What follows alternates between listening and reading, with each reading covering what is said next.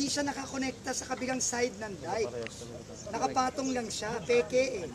Dismayang inabot ni DPWH Secretary Vince Dizon ng inspeksyonin ang dike at riprap na ito sa Bawang La Union noong Setyembre. Ang 2 metrong haba dapat ng tubong ikinabit sa dike. Wala pang isang talampakan at tila ipinatong lang sa lupa. Hindi yan tagusan, no? Props lang. Anak ng mga tao.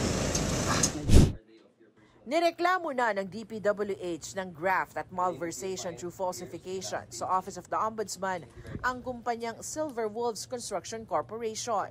Ang proyekto kasi nagkakalaga ng halos 180 million pesos. This was a project that was visited several weeks ago, which was found to be very substandard, but already fully paid, even if it was not yet completed.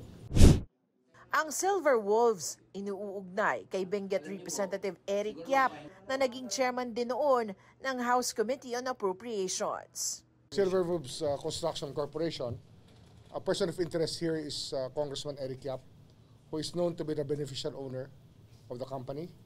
He divested from it a few years ago, supposedly, but there is reason to suspect that he is still the beneficial owner of the company.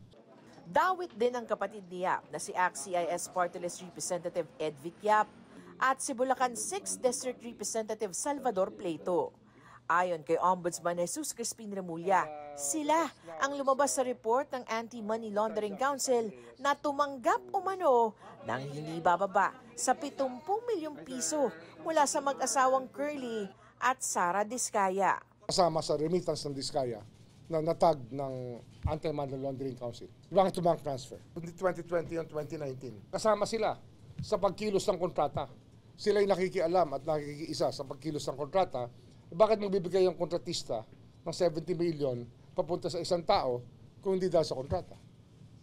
Kausap na ng Ombudsman ng AMLAC para humingi sa Court of Appeals ng freeze order sa mga ari-arian at bank accounts ng 3 persons of interest.